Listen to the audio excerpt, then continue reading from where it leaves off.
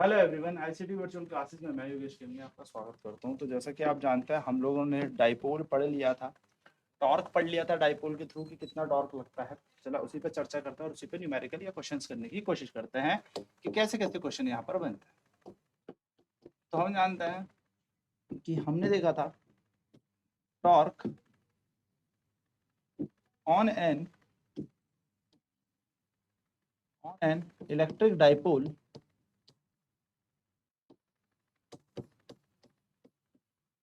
Torque on an electric dipole in uniform electric field.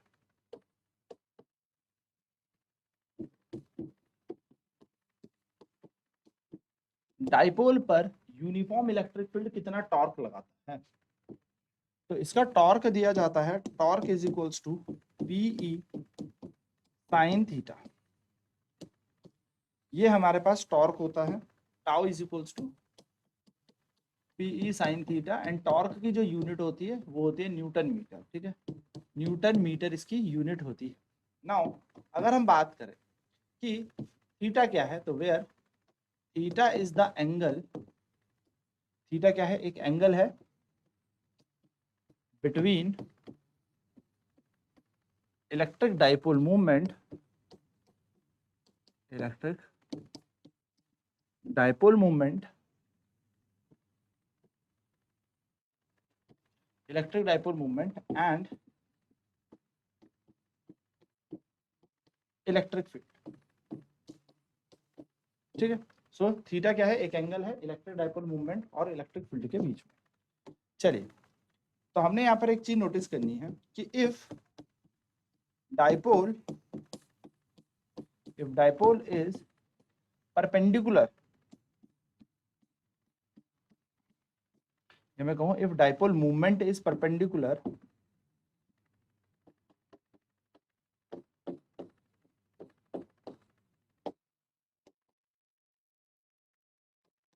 To the electric field, अगर जो dipole movement है वो perpendicular है electric field के, यानी कि डाइपोल क्या है, perpendicular, that is theta is equals to 90 degree. So जो टॉर्क होगा वो हमने देख लिया, पी साइन 90 हो जाएगा।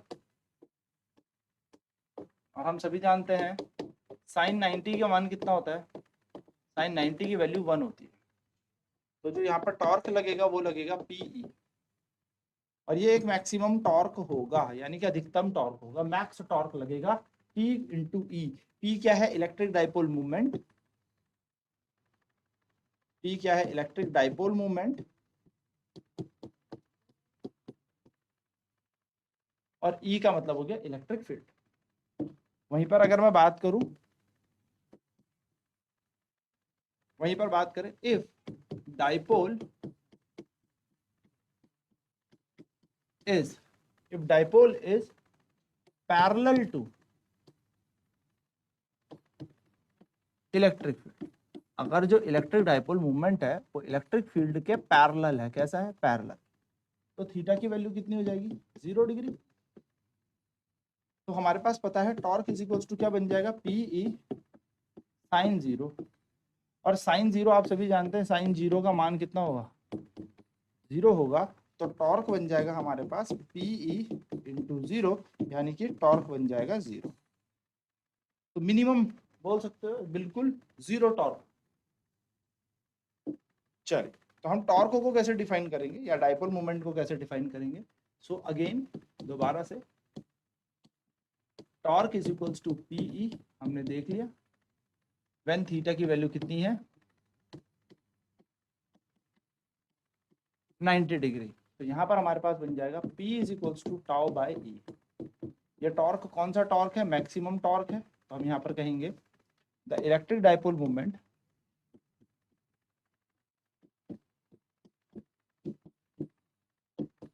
The electric dipole movement, the electric dipole moment is the ratio of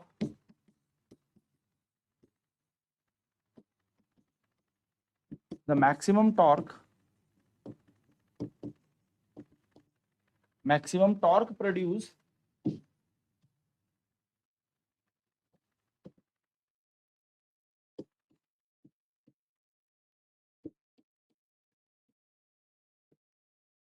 to the electric field. तो मैक्सिमम टॉर्क प्रोड्यूस और इलेक्ट्रिक फील्ड का रेशियो होता है हमारा इलेक्ट्रिक डाइपोल मोमेंट। चलिए तो क्वेश्चन करते हैं इस पे। क्वेश्चन हमारा, N electric dipole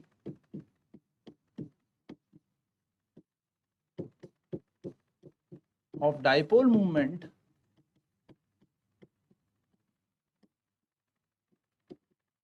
an electric dipole of dipole moment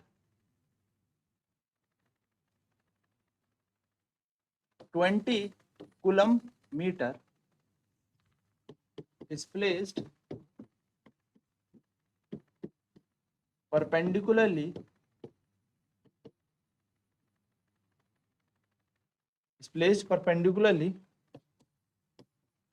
to an electric field to a uniform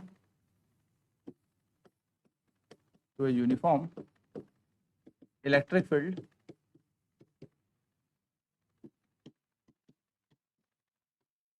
of 60 Newton per coulomb. Find the torque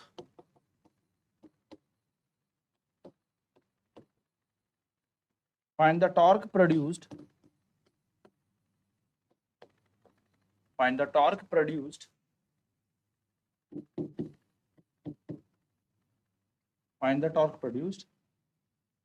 बस इतना निकालना है आपको, फाइंड द टॉर्क प्रोड्यूस्ड। चलिए सॉल्व करेंगे इसे फटाफट से।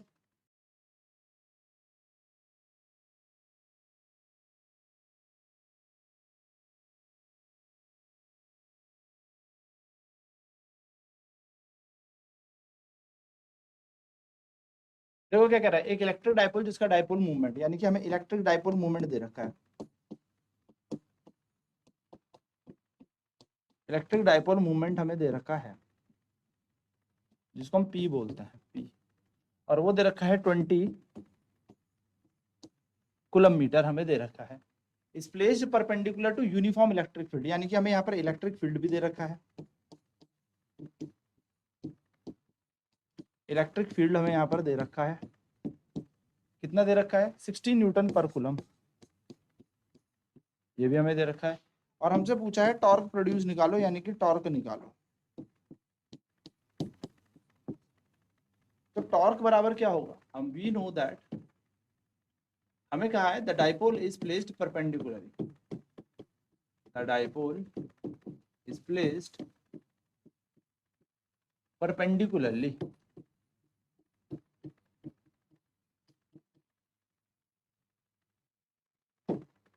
थीटा की वैल्यू कितनी हो जाएगी, 90 डिग्री। तो टॉर्क इज इक्वल्स टू हो जाएगा पीई साइन थीटा। टॉर्क ऐसी, पी की वैल्यू है 20, इलेक्ट्रिक फील्ड दे रखा है 60, और यहाँ पर आ जाएगा साइन 90 डिग्री, क्योंकि थीटा की वैल्यू कितनी दे रखी, 90। तो टॉर्क बन जाएगा हमारा 20 इंटू 60 इंटू 1, ठीक है, ये हमारा टॉर्क आ जाएगा। और इसे मल्टीप्लाई करेंगे तो हमारे पास टॉर्क की वैल्यू आ जाएगी 6 2 12 एंड 0 0 न्यूटन मीटर, यानी कि टॉर्क हमारे पास आ गया। हम लिखेंगे 1200 न्यूटन मीटर, ये द टॉर्क ऑफ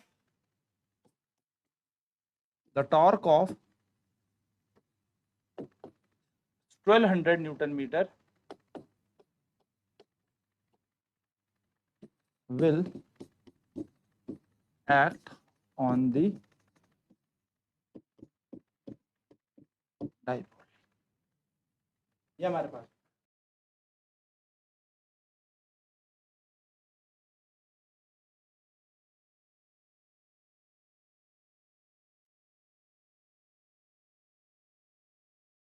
तो बेसिक सी चीज हमसे पूछी थी, ठीक है।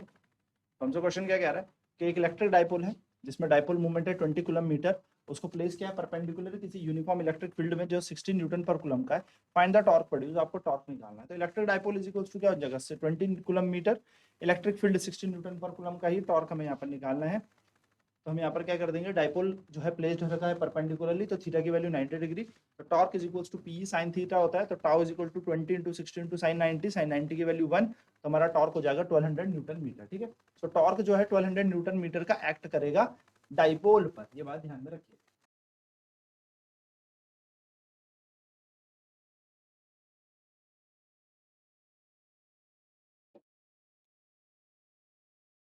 क्वेश्चन है,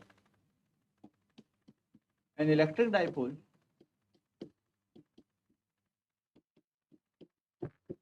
of dipole moment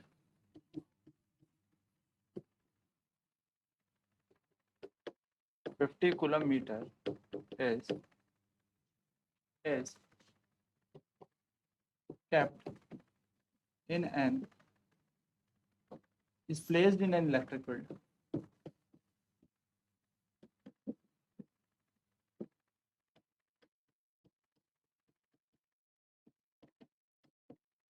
an electric dipole of dipole moment 50 coulomb meter is placed in an electric field which produces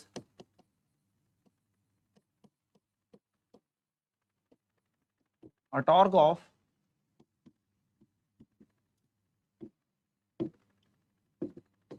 200 Newton meter. Find the magnitude of electric field. Find the magnitude of electric field if dipole is placed perpendicularly.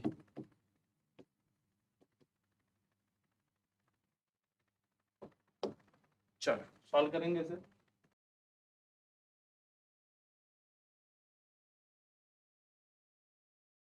देखो क्या कह रहा है, electric dipole है जिसका dipole moment हमें यहाँ पर दे रखा है, तो इलेक्ट्रिक डाइपोल मोमेंट हमें यहाँ पर दे रखा है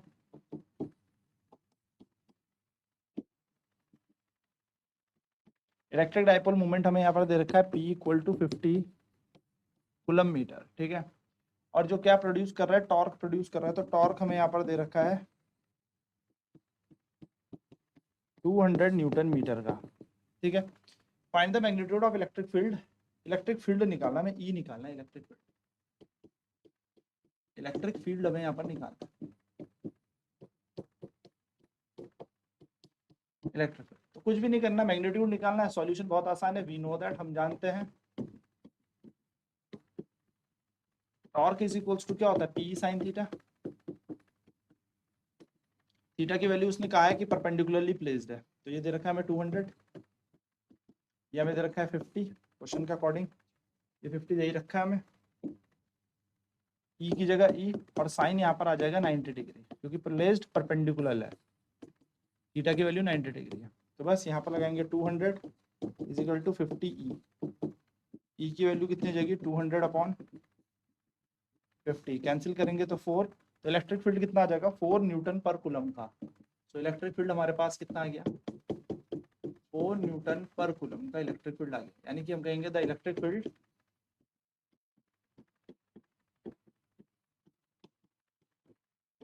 of 4 Newton per coulomb, the electric field of 4 Newton per coulomb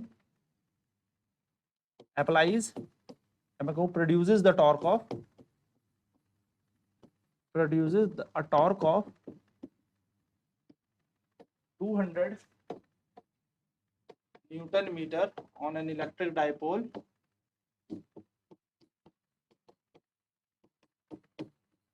of dipole moment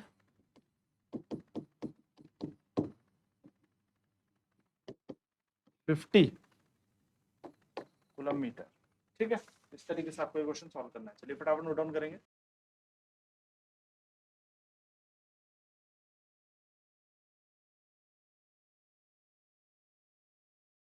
तो ये बेसिक से पार्ट हमने यहाँ पर इसका देख लिया कि इलेक्ट्रिक फील्ड कैसे निकाला जाता है, क्या यहाँ पर इलेक्ट्रिक फील्ड निकाला जाता है। तो इलेक्ट्रिक फील्ड यहाँ पर 4 न्यूटन पर कूलम का है, तो ये बेसिक सा फॉर्मूला हमारे पास टॉर्क का होगा।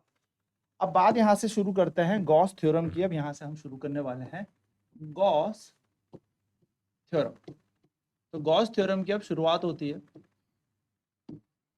कि गॉस थ्योरम क्या है, और इसको समझने से पहले सबसे पहले हम बात करेंगे अपने एरिया वेक्टर की। एरिया वेक्टर की कि एरिया वेक्टर क्या होता है। सो बेसिकली एरिया क्या है, area is a vector quantity and इसकी डायरेक्शन हमेशा देखनी है हमने आउटसाइड द सरफेस, बस इतनी सी बात याद रखनी है। तो area is a vector quantity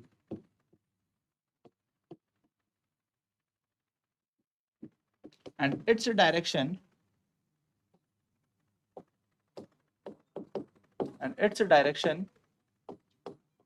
is taken from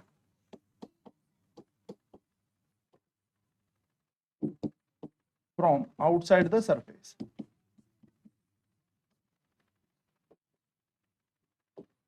area क्या है, एक वेक्टर क्वांटिटी है और इसकी डायरेक्शन हमेशा सरफेस से आउटसाइड होती है।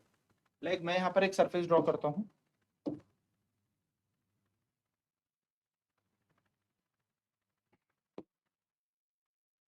ठीक है, यहाँ पर एक सरफेस बनाते हैं, मान लो एक क्यूब बनाते हैं।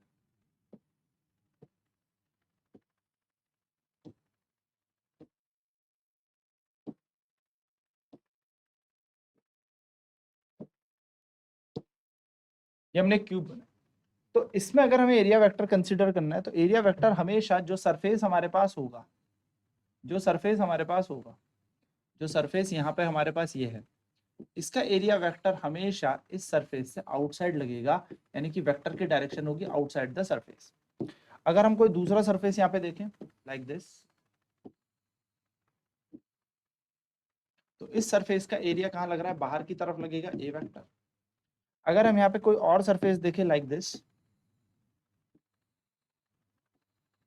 ये, तो इस सरफेस का एरिया बाहर की तरफ लगेगा, ए वेक्टर। अगर हम यहाँ पे कोई और सरफेस देखें, ये वाला,